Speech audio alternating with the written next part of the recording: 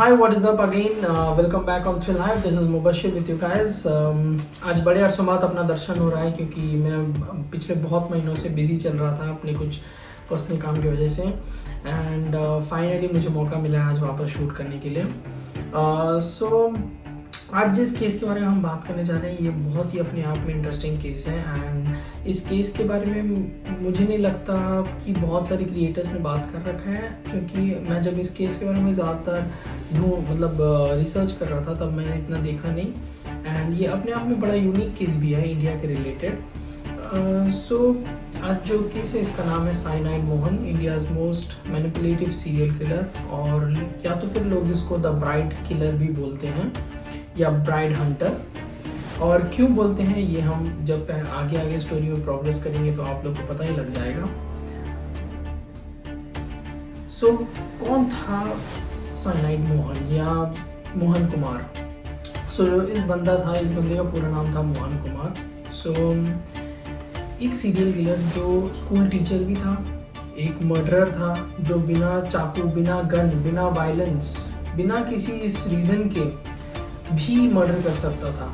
और ये आप सोच रहे होंगे फिर ये कैसे करता होगा, क्योंकि वायलेंस के लिए तो या मर्डर के लिए लोग चाकू यूज़ करते हैं, गन यूज़ करते हैं या तो फिर किसी न किसी तरीके का वायलेंस यूज़ करते हैं. बट मोहन इन सबसे अलग था.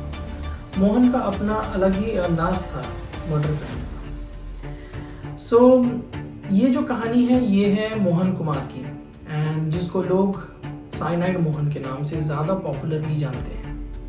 और ये एक ऐसा इंसान था जो लव, ट्रस्ट, शादी के नाम पे इतना धोखाधड़ी करता था एंड फिर लड़कियों को फंसाता था एंड देन फाइनली क्या करता था वो आप प्रोग्रेस होते जाएंगे. सो मोहन कुमार जो है कर्नाटका का रहने वाला था. कर्नाटका का एक डिस्ट्रिक्ट था जिसका नाम था Dakshina Kannada. I am sorry if I am not pronouncing the names right. I am trying my best. So ये उस रीजन का रेजिडेंट हुआ करता था एंड प्रोफेशन से ये एक प्राइमरी स्कूल टीचर था. एंड मोस्टली जो इसके आसपास के लोगों से पता चला था जब वो बोलते थे कि ये बड़ा ही शांत स्वभाव का था, डिसिप्लिन था, कभी ना गुस्सा करने वाला इंसान था. एंड इसके भी जो स्कूल के स्टूडेंट्स थे वो भी बोला करते थे कि ये जो बंदा था बहुत ही शांत था, अच्छा था, हेल्पफुल था, he was very good you know. But in सब चीज़ों के पीछे एक मिरर था. इसकी जो पर्सनल लाइफ और प्रोफेशनल लाइफ, उन दोनों में ज़मीन और आसमान का फ़र्क था. जब इसकी प्रोफेशनल लाइफ इतनी अच्छी थी white collar job and everything, but इसकी जो प्रोफेशनल लाइफ थी वो on the opposite hand was completely shit. जैसे कि एक फेल्ड मैरिज, फाइनेंशियल स्ट्रेस और डीप फ्रस्ट्रेशन जो उसको थी अंदर से, जिसके बारे में उसने किसी के साथ बात ही नहीं की कभी. तो मोहन जो है इन सब चीज़ों से जूझ रहा था जो कि इसने कभी किसी को बताया नहीं. और बाद में ये जो फ्रस्ट्रेशन था मोहन के अंदर धीरे धीरे डार्क ऑब्सेशन में बढ़ता गया. सो 1999 की बात है. ये था वो टाइम जब मोहन अपने क्रिमिनल फेज में जस्ट एंटर करने वाला था.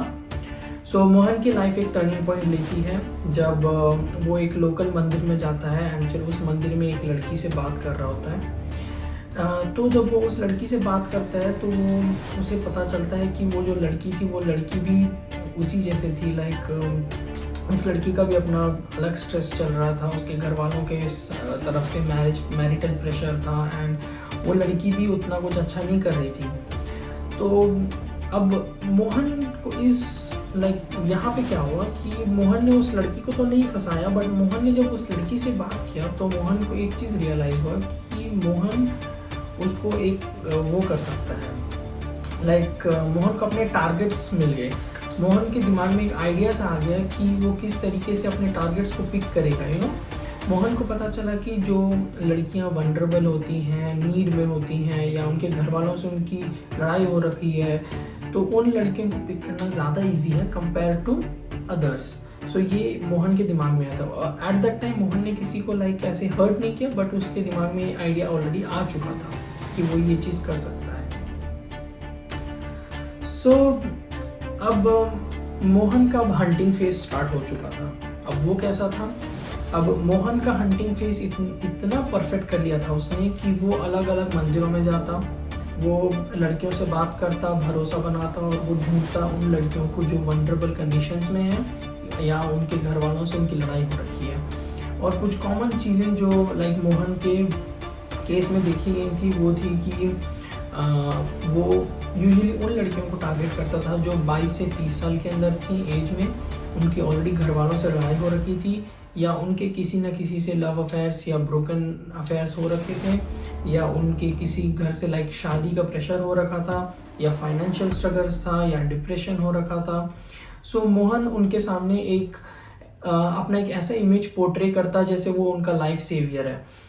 वो उनके साथ बात करता, उनसे लाइक अच्छे बात करता, उनसे बोलता कि ठीक है आप घर वालों से बंद बताना, हम कोर्ट मैरिज कर लेंगे, मैं तुम्हें ये कर दूंगा वो कर दूंगा एक्सेट्रा एक्सेट्रा यू नो। सो वो उनको ऐसे विश्वास दिला के उनसे बात करता है and then what, and then women उसके जाल में फंस जाया करती थी।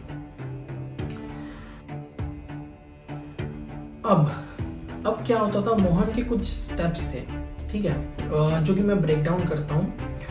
पहला स्टेप था ब्लाइंड ट्रस्ट। 1 हफ्ते 2 हफ्ते मोहन उन्हें रेगुलरली कॉल करता एंड फिर क्या करता, कभी कभी उनके लिए गिफ्ट्स भी लेके जाता था। एंड फिर क्या करता था, स्टेप टू में मोहन क्या करता था कि सीक्रेट प्लान्स करता था। जैसे कि मैंने जैसे आपको बताया कि घर पे मत बताना, सुबह कोर्ट जाएंगे, शाम तक सब सेटल हो जाएगा एक्सेट्रा एक्सेट्रा यू नो, ऐसे उनको विश्वास दिलाया करता था। फिर स्टेप 3 था लॉज सिलेक्शन। लॉज सिलेक्शन क्या होता था कि ये सबसे क्रूशियल और इम्पोर्टेंट पार्ट हुआ करता था मोहन की जो पूरी इस प्लानिंग में। इसमें ये क्या करता था कि वो हमेशा उन्हीं लॉजेस को चूज़ करता था जिसमें लाइक उसे पहले से जाने पहचान वाले स्टाफ हुआ करते थे यू नो, लाइक ऐसे स्टाफ जिनको वो पहले से जानता था, तो वो ऐसे लॉज लाइक चूज़ करता था। And the fourth step in which the poison pill you know. अब ये पॉइंट है, जब मैंने आपको फर्स्ट में बताया ना वो किसी गन ना छुरी ना किसी और चीज़ का यूज़ कर रहा था, वो यूज़ क्या करता था, so he use to use the cyanide pill like the potassium cyanide to kill people you know. And जिन लोगों को नहीं पता कि पोटेशियम साइनाइड क्या चीज़ है, वो एक ऐसा पिल है जिसको खाते ही कुछ सेकेंड्स में लोगों की मौत हो जाती है, ऐसे हो जाती है यू नो। सो जब शाम को लॉज में जाके वो अपने जो जिन भी लड़कियों को एज अ पार्टनर वो बना के लाया होता उनको बोलता कि अच्छा ठीक है आप शादी से पहले ये पिल ले लो, ये जो पिल है ये आपकी प्रेगनेंसी या बर्थ कंट्रोल के लिए है, तो ये पिल आप ले लो, ये आपके लिए फ़ायदेमंद रहेगा, ये कुछ लाइक हार्म नहीं करेगा यू नो। एंड वो भी जो लड़कियां हुआ करती थी वो ऑलरेडी उसको लाइक उस पर बिलीव करती थी। सो वो क्या करती थी, ठीक है ये बंदा तो मुझसे मैरिज करने वाला है या मुझसे शादी करने वाला है तो मैं ले लेती हूँ। एंड उस केस में क्या करता था, and always you know always Mohan क्या करता था, उनको ये पिल देके बाथरूम पे भेज देता था, क्योंकि लोगों को ऐसा लगे कि जब वो इस पिल को लें तो लाइक उनको हार्ट अटैक या जो भी लाइक इंटरनल हो ना, वो जब फेंट होके गिर जाएं तो वो कॉज ऑफ डेथ नेचुरल लगे और मोहन और इनका कोई डायरेक्ट कनेक्शन नहीं बैठेगा वहाँ पे, ठीक है। तो हमेशा यही हुआ करता था, मोहन पिल दे के उनको अंदर भेज देता और फिर वो कोलैप्स होके गिर जाते और फिर मोहन क्या करता, मोहन इनसे क्या करता, इनके जो ज्वेलरीज हुआ करते थे, गोल्ड ज्वेलरीज या तो फिर कोई कैश वगैरह वो लोग लेके आते थे या मतलब जो भी वैल्यूबल चीज़ होती थी इन लोग की, मोहन इन्हें चोरी करके ले जाता था। तो अब ये चीज़ के बारे में पुलिस को पता क्यों नहीं चल पा रही थी, क्योंकि जो पोटेशियम साइनाइड से जो मौत होती है वो बेसिकली उससे क्या होता है, वो तब तक डिटेक्ट नहीं किया जा सकता तब तक वो स्पेसिफिकली चेक ना किया जाए यू नो। तो इस वजह से मोहन हमेशा बच के निकल जाता था एंड सबको लगता था कि अरे ये तो लाइक क्या बोलते हैं, ये तो like natural cause of death जैसे हो रखा है you know. So it was like that. So bathroom के अंदर क्या होता था विक्टिम्स के साथ, सो बाथरूम के अंदर ये होता था कि साइनाइड का इफेक्ट बहुत फास्ट होता था, रैपिड इफेक्ट करता था साइनाइड, जिसमें क्या होता था जो विक्टिम्स थे वो पहले चोकिंग की साउंड करते थे एंड फिर पैनिक हो जाते थे और फिर सेकंड्स के अंदर अनकॉन्शियस। एंड जो लॉज के स्टाफ थे उनको क्या लगता था, उनको ये लगता था कि ये किसी तरीके का मेडिसिनल रिएक्शन है या किसी तरीके का उनको बीमारी थी, किसी तरीके का पैनिक अटैक हो रखा है उन्हें, या तो फिर उन्होंने कोई सुसाइड अटेम्प्ट किया या तो फिर कोई ऐसा अननोन हेल्थ इशू है जो इन लोग को पता ही नहीं है, क्योंकि हम बहुत पुरानी बात करें, आज से 20 साल पहले की बात करीब, ठीक है। तो और उन्हें कभी भी इस चीज़ का जो क्या बोलते हैं शक, मर्डर की तरफ कभी नहीं गया इन लोगों को। अब मोहन का एस्केप प्लान क्या हुआ करता था, मोहन हमेशा काम रहता एज एनी सिचुएशन। मोहन अब इतना ट्रेन हो चुका था कि जैसे कोई बंदा होता है उसने किसी का मर्डर किया वो फिर इतना घबराता है ना, मोहन को वैसा कुछ नहीं था, मोहन कम्प्लीटली काम रहा करता था। लॉज को स्टाफ को बोलता कि वो जो लड़की थी उसको अच्छा नहीं फील हो रहा था और वो फेंट हो गई, गिर गई, यानी कि बेहोश हो गई, और फिर कैजुअली रूम से निकल जाया करता था। और उसका रूटीन बड़ा ही फिक्स था, जैसे लोगों से उनके जो गोल्ड ऑर्नामेंट्स थे वो चोरी कर लेना, कैश ले लेना, फ़ोन को डिस्ट्रॉय कर देना और फिर सिटी चेंज करते रहना, ठीक है। तो ये जो था मोहन का एक प्रॉपर रूटीन सा बन गया था।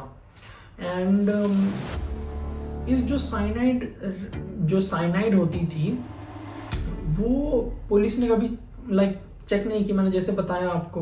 तो इस वजह से जो मोहन है ये पूरे 10 साल तक पकड़ा नहीं गया, ना कभी पुलिस के रेडार में भी आया ये 10 साल तक। सो अब this puts to a question कि मोहन ने ऐसे कितने लड़कियों को मारा। सो इन जनरल बोला जाता है कि मोहन ने 20 से ज़्यादा को मारा है, लेकिन वो कंफर्म विक्टिम जो उसके थे वो 3 है। लेकिन ऐसे बोला जाता है कि और सस्पेक्टेड कंफर्म विक्टिम्स 3 है, सस्पेक्टेड विक्टिम्स 20 हैं, 15 to 20। लेकिन लोकल सोर्सेस से माना जाए तो वो बोला जाता है कि 20 से भी ज़्यादा विक्टिम्स हो सकते हैं जिनको मोहन ने मारा है। और ऐसा क्यों कि सिर्फ 3 विक्टिम में कन्विक्ट हुआ और ज़्यादा पे नहीं हुआ? ऐसा इसलिए क्योंकि बहुत सारी जो विक्टिम औरतें थीं वो अपने घरों से भाग के आती थी मोहन से शादी करने, और उनको ऐसे पता उनके घर वालों को कुछ पता नहीं होता था। तो हम बात कर रहे हैं आज से 20-25 साल पुरानी सोसाइटी की, जहाँ पे अभी भी इंडिया में इस सब चीज़ को एज अ टैबू ही माना जाता है, बट उस टाइम पे ये और भी ज़्यादा टैबू माना करता था। एंड वहाँ पे जो फैमिली मेम्बर्स थे वो पुलिस में केस करना भी नहीं मानते थे, क्योंकि उनको लगता था कि पड़ोस में क्या लोग बोलेंगे, ये क्या करेंगे। एंड फिर इस वजह से क्या होता था कि ये लोग जाते थे, ये घर वाले भी कुछ नहीं करते थे, ना केस रजिस्टर करते थे, ना कुछ करते थे, और जो लड़कियां थी वो भाग के गई, वो कहीं मर गई, और फिर उनका बॉडी भी किसी ने क्लेम नहीं किया। एंड फिर ऐसे क्या होता था कि मोहन इस सब के बीच में मोहन बच के निकल जाता था। ये एक तरीके से मोहन ने एक लूपहोल ढूंढ लिया था अपने इस पूरे प्लानिंग को अंजाम देने का, फिर आता है साल 2009, जिसमें मोहन से एक बहुत बड़ी गलती हो जाती है। और ये क्या होती है, अब 2009 तक आते आते इंडिया थोड़ा बहुत एडवांस हो गया था, थोड़े बहुत CCTVs लगने स्टार्ट हो गए थे, और हर जगह डिजिटलाइज होना शुरू हो रहा था। जस्ट इंडिया इतना भी डिजिटल नहीं हुआ था, बट स्टिल CCTVs थोड़े बहुत कॉमन हो चुके थे। तो अब क्या होता है, मोहन अपनी और एक जो विक्टिम है उसको लेके आता है, जिसका नाम था, जो थी 22 साल की अनीता। सो ये मोहन की टारगेट थी उस रात। सो उस रात क्या होता है कि जो लॉज के स्टाफ होते हैं वो देखते हैं मोहन को, और उनको मोहन जो है थोड़ा बहुत जल्दी निकल जाता है वहाँ से, वो जो लॉज से, ठीक है। और ये चीज़ जो है CCTV कैमरा में कैप्चर हो जाता है। और क्या होता है कि जो लॉज के स्टाफ होते हैं उनको थोड़ा बहुत शक होता है कि मोहन के ऊपर, कि ये वो अनीता तो मर ही गई ऑब्वियसली, तो जो लॉज के स्टाफ थे उनको थोड़ा बहुत शक होता है मोहन के ऊपर कि ये सब सस्पेक्टेड टाइप लग रहा होता है, ठीक है। तो तो ये जो लॉज के स्टाफ होते हैं ये पुलिस को इसके बारे में बताते हैं, ठीक है। जब पुलिस आती है वो सीसीटीवी चेक करते हैं तो मोहन की फेसेस दिखती है, ठीक है, मल्टीपल ओकेजन्स में। तो अब क्या होता है कि पुलिस जब रिकॉर्ड चेक करती है तो रिकॉर्ड से अलग अलग नाम है, लाइक अलग अलग नाम से मोहन आ रखा है, अपना नाम रजिस्टर पे लिखा है, नाम अलग अलग, लेकिन वो जब वहाँ गया है वो सेम आदमी है और वो चीज़ कैमरा में कैप्चर हो गया है। तो जब पुलिस को ये सब चीज़ पता चलता है तो पुलिस बड़ी देर नहीं करते हुए मोहन को उसके घर से उठाते हैं और उसको अरेस्ट करते हैं। तो लेकिन इस सब चीज़ में पुलिस ने उसको अरेस्ट करने के पहले उन सबको एक पैटर्न दिखा जो कि होती है same type of victim, same story, same type like sudden washroom deaths और कोलैप्स, यू नो, और सेम एरियाज और same man spotted, you know, same आदमी। तो अब पुलिस को पता चलता है कि ये जो इतने सालों से मर्डर्स हो रही हैं इस तरीके की, ये कोई नेचुरल डेथ नहीं है, ये सीरियल किलिंग्स हो रही है। And to think about it, they just got to know after 10 years, you know. So अब क्या होता है, मैंने जैसे बताया मोहन को 2009 के अक्टूबर महीने में मोहन को अरेस्ट कर लिया गया था। तो जब पुलिस ने उसका इंटरोगेशन स्टार्ट किया, उससे बात किया, तब हम पुलिस वाले उससे पूछते कि तुम्हारा टारगेट कौन था, तो वो बोलता कि जो भी रेडी हो जाती थी। और फिर पुलिस वाले पूछते कि तुम्हें गिल्ट नहीं है, तुमने जो भी किया इस सब चीज़ से, तो मोहन बोलता कि उसके पास कोई फ्यूचर नहीं था। तो एक पैटर्न नोटिस किया कि मोहन के जितने भी आंसर्स थे वो सारे कोल्ड हार्टेड, कोल्ड ब्लड या इमोशनलेस टाइप आंसर्स थे, यू नो, ऐसे आंसर्स करता था वो। फिर पुलिस ने जब मोहन के घर पे छापा पड़ा और मोहन के घर से तलाशी ली तो पुलिस को कुछ चीज़ें मिली, जैसे कि ऑब्वियसली साइनाइड पैकेट्स तो मिली और 20 से ज़्यादा गोल्ड ऑर्नामेंट्स मिला, फिर बहुत सारे फेक आईडीज़, विक्टिम्स के बिलोंगिंग्स और ऐसे बहुत सारी चीज़ें मोहन के घर से रिकवर किया गया। फिर ट्रायल में बहुत ये जो केस था फिर तब तक मीडिया में बहुत ज़्यादा वायरल हो चुका था एंड यू नो मीडिया वाले भी इस केस का बड़ा बतंगड़ बना रहे थे। एंड आपको पता ही है जब ऐसे केसेस सामने आते हैं तब तो मीडिया का कवरेज और ज़्यादा ही बढ़ जाता है एंड बहुत नए आते दिन, हर दिन नए वो आने लग रहे थे, अपना जो एविडेंस वगैरह आने लग रहे थे। तो फिर इसी बीच में कोर्ट ने जो है multiple murder, poisoning, robbery, cheating और इस सब चार्ज के अंदर कन्विक्ट कर लिया था मोहन को। और फिर 2013 में फाइनली मोहन को डेथ सेंटेंस मिल ही गई थी, बट फिर बाद में हाई कोर्ट ने इंटरफियर किया और फिर उसको लाइफ इम्प्रिजनमेंट में चेंज कर दिया। सो मुझे समझ नहीं आता कि क्यों इसे लाइफ इम्प्रिजनमेंट में चेंज किया गया, क्योंकि I don't think even if एक बंदे की भी जान ले रहा है या 3 बंदे की भी जान ले रहा है, still he is killing the people. So he is still alive in somewhere in the jail and he has got the life imprisonment. So I don't know why it was changed, but it is what it is. Mohan एक typical serial killer नहीं था, वो अलग था। वो ना violent था, वो ना ड्रामेटिक था, वो बहुत ही साइलेंट था, पेशेंट था और मैनिपुलेटिव था।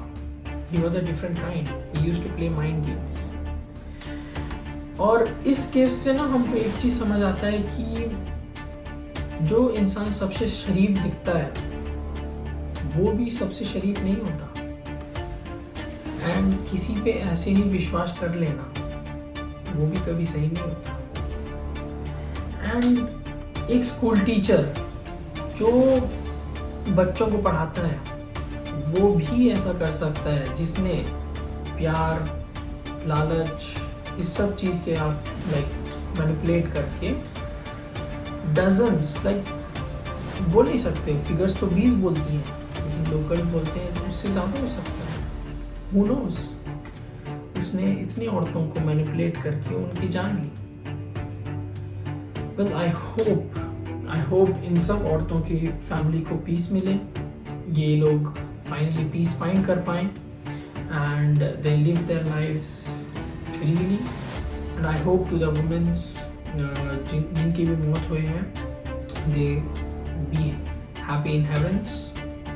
एंड फॉर टुडे बस इतना ही। See you again, will be back in again thrill life. See या।